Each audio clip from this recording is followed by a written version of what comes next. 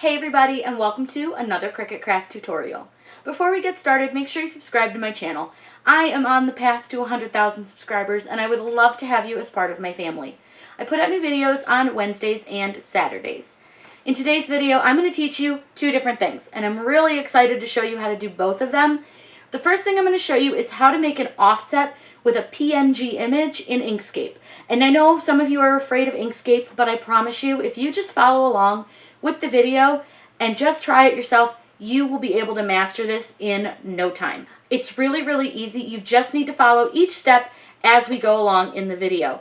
And then I'm going to show you guys how to cut holographic sticker paper. This is actually a Silhouette branded item, but you can make beautiful stickers using the holographic sticker paper that they have. You don't just have to use Cricut brand items in your Cricut machine, but you do need to test them out, get used to using them, and do test cuts to learn how to cut with them. I'm going to show you how to fill a whole sheet of stickers. That way you're not wasting all this beautiful holographic paper. And I'm going to show you how to do that offset. So let's go over to the computer and we're going to start in Inkscape, where I'm going to show you how to make an offset. Today I'm going to show you how to do an offset with a PNG so that we can cut this awesome holographic sticker paper.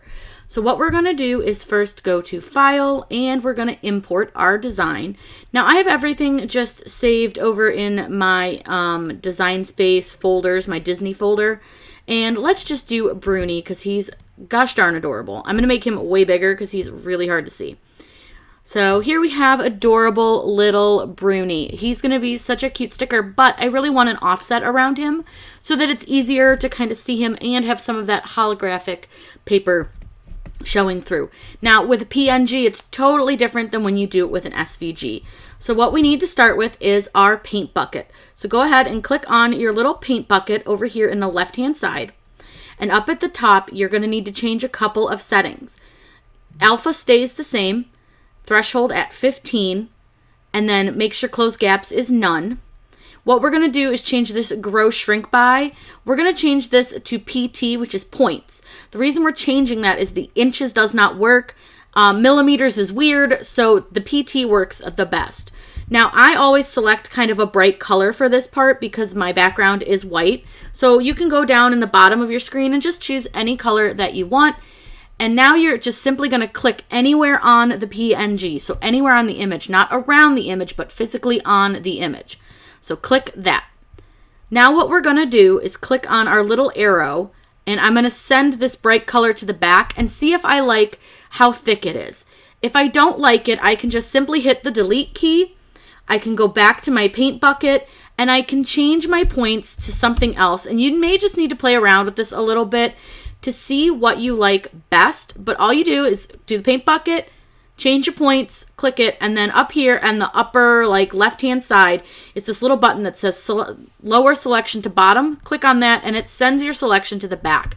I think that's a much better size offset for him. So this is super easy. Now, we need to change this to white so that it doesn't print bright purple. And now what we're going to do is go to File, Export PNG Image. You need to change a couple things, so make sure you choose Selection. Make sure you have selection done, and down here under image size, make sure that your DPI is 200. And what you're going to do is click export as. This is going to tell your computer where you want to save it. So I'm going to save it in my Disney folder, and you can change its name. I don't know how Bruni spells it, so I'm just going to save it as Bruni1. I think that's spelled wrong. And go ahead and save that. Now that did not save your image, so you need to still click export. You can click this if you don't want to keep your Inkscape open, but it doesn't matter. Go ahead and click export, and now it is saved. Now we're going to go over to Cricut Design Space, click on Upload, Upload Image, Browse, and find where you saved him and remember what name you called him. In this case, we called him Bruni1, so go ahead and select him, and you'll see there is your outline that you've created. I always save them as complex. Click Continue, and you don't need to do anything as far as cleaning up anything, just click continue. He's huge. I should have resized him down a little bit, but that's okay. We can resize him in Design Space. Click save, and it may take a moment or two depending on the size of your image. Because he's pretty big, it may take a little while to save. But once you've done that, just click insert image, select him, insert image, and he's going to come up. Like I said, he's going to be really, really big. So go ahead and just size him down to whatever size you want to make your sticker. So I think I want him about 5 inches high. So what I'm going to do is unlock my square, and I'm going to change it to 6.75 by 8.5. Let's go by. I usually go a little bit smaller. My printer doesn't always like to have the bottom line show sometimes, so it's kind of annoying. So here is our little Bruni guy. I'm going to move him around a little bit on our sheet. And then what I'm going to go ahead and do is I'm going to add Marie to this, and I'm going to go ahead and insert her. Again, she's really big. I need to resize them more on Inkscape when I do this. So I'm going to add Marie here to our stickers. I'm going to make a couple more really quick and add them in, and then we can print.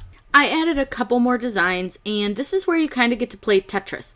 So you can kind of figure out where you can fit extra stickers and designs, and I make different sizes. I don't sell these or anything, so they don't have to be a specific size. I'll just size them until they look like they'll fit in the different spots that we have. So like we have like a mini Bruni stickers, fine. You know, we have Marie, different sizes. It's totally fine. We can just reuse these in other places. And then I added just a little bit of a bell sticker over here, and you can totally duplicate her, and you can probably fit an even smaller version of her up here, and you could probably duplicate her again and fit another small version over here if you just kind of squeeze. So lots of different ways to use your sticker paper, but you want to make sure that you fill it the best that you can without wasting sticker paper, because it's kind of expensive, and you want to just try to use as much as you can. Because see, like I can fit another bell right here. So we have lots of great ways to do this. Now what we'll need to do is hide the square, because we don't need that anymore. And what we're going to do is select all of these little guys and click attach. That's going to tell Cricut to keep them exactly where I have laid them out, because they will fit on our print then cut option. So now what we'll do is click make it, and it's going to show you how it's all laid out, and you can see it's laid out just like we had on our screen. You can't see the offset, but don't worry, it's totally still there. Now what we're going to do is click on continue and click send to printer. You want to make sure that you leave the bleed on. You don't really necessarily have to, but I like to, even with these white offsets. It just gives you a little bit more wiggle room in case something goes wrong. Click on System Dialog. You want to definitely use the System Dialog, and then click Print. It's going to bring up a Preferences Settings menu for your printer. This is super important because you want a high quality print. You don't want something that looks cheap and cheesy. So you want to make sure that you're using a really good quality print. It may take a moment to bring up your screen, but once it brings it up, you're going to be able to select that high quality print that we need. Now be aware that it may open behind other things, so if it does, you just want to look for it. Click Preferences, and it's going to bring up this screen or one very similar, and right under Print Quality, go ahead and click High. Now on my printer, it doesn't like if I change the photo paper. I don't know why, but it really just doesn't appreciate it. It tells me that the size is wrong, even though my printer paper size is set to the correct one. So I have to leave it on plain paper, but it's just a flaw in my printer. But if you have the option, absolutely change this to a better quality paper. So I'm going to click OK, and when I have my paper loaded, which I'm going to show you guys how to do, we are going to print. But this paper is a little bit different, so I'm going to show you guys a little bit of what we need to do in order to make sure that it doesn't cut off any of our designs. I'm using a Canon Pixma printer. They make other versions of this. They don't make my exact version anymore. But we're going to use Silhouette holographic paper. And because it's made for the Silhouette, you can see here that it has these little spots. This is where the Silhouette would print its registration marks. But because we're using a Cricut, it's going to print a big square. So just be aware that you don't want anything up in this upper corner when you are setting up your design. It's really important to know which way your printer prints. And mine prints with the paper out. So you want to make sure the side you need to print on goes out, or whichever way your printer works. I'm going to go over to the machine and hit print, and we'll watch it print. Once you've hit print over on your computer, it's going to send it through your printer.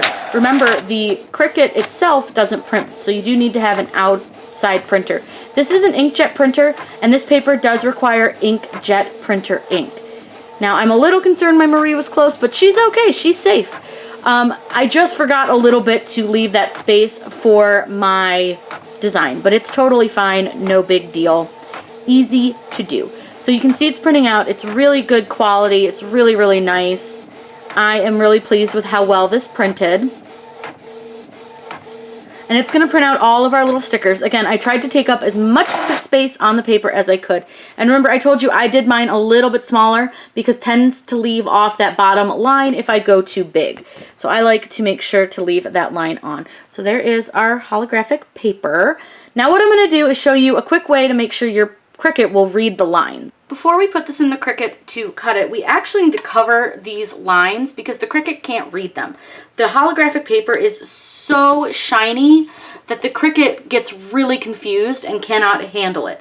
So what I use is some matte Scotch tape, and you can use any brand. I just happen to have the brand Scotch, but all you're going to do is take it and cover up your lines. And you want to make sure that you're not covering up your stickers. So you want to be pretty close to the line, but you also want to make sure that you have full coverage of the line. And it doesn't have to be straight or anything. You just need to cover the line with the tape. So you don't have to do anything too crazy, but you do just want to make sure that that line is covered. And I do try to make sure to press this down so that it's nice and stable on there. Hopefully I have enough tape because I am low on tape from doing this a couple times. Trying to get everything right for you guys. So I did this a few times and I may have ran myself out of tape, but we'll see. So what we're going to do again, just cover the lines completely. It's really important. This is like probably the most important step when doing the holographic paper because again, the Cricut just cannot handle the gloss. And this works on any glossy paper if you're having trouble with it reading the lines. You can use this on any of your glossy papers and it will help your Cricut read the lines. So now that we've covered all of our lines, just make sure that's pressed down really well. And we're going to load this onto a cardstock mat. Now, this is an item that I did try a lot of different cut settings on, and I still haven't quite gotten it to do a die cut sticker, but I have gotten it to just cut around it so that I have just a sheet of stickers. So we'll probably just do the sheet of stickers, and I'm going to tell you guys how to do that. It's really easy. All you're going to do is cut this on the medium cardstock setting, and you're going to cut it twice. I'm going to show you guys how to do that and how to cut twice on this. It's really, really easy. I apologize that the video is a little bit darker than you're used to, but I have to turn off my filming lights to do this as well because you get so much reflection from this paper. So if you have a lot of reflection in your room, a lot of light, go ahead and turn off a couple of lights. We're going to click the go button and it's going to read our registration marks. That's the first thing that you're going to see it doing. It's going to turn on a little light right here in the center, and you're going to see it read those registration marks. I have a couple videos where you can see this from a different angle, but because we're double cutting, I wanted to make sure that you guys were seeing this from the overhead view. It's going to go through and read your marks in a couple of spots, and you'll see that it slowly kind of scans them, and then it goes to another spot and scans across again, and goes to another spot and scans across. When I was doing this without the tape, it was really having a hard time, and it was scanning a bunch of times, and it was very, very off. So this is a great way to help your Cricut understand how to read those registration marks. Once it has read them, it's going to go over to the side. It's going to check the blade that you have set, and it's going to cut around all of your stickers. I'm going to let you guys watch it cut around these stickers, and then I'm going to show you guys how to do the double cut that you need to do on this design.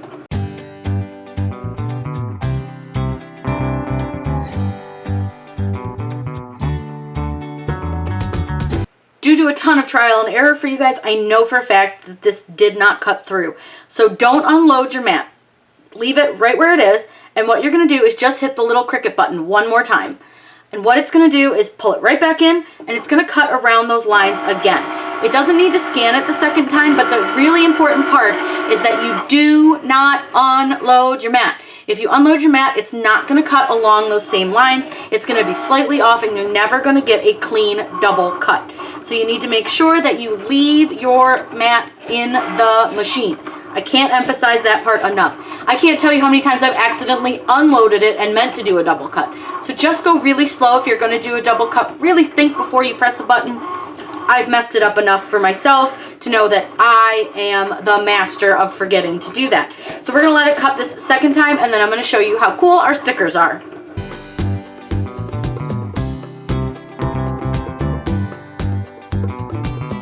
Now that it's done doing that second cut, you always want to double check that it did officially cut through. This is super important.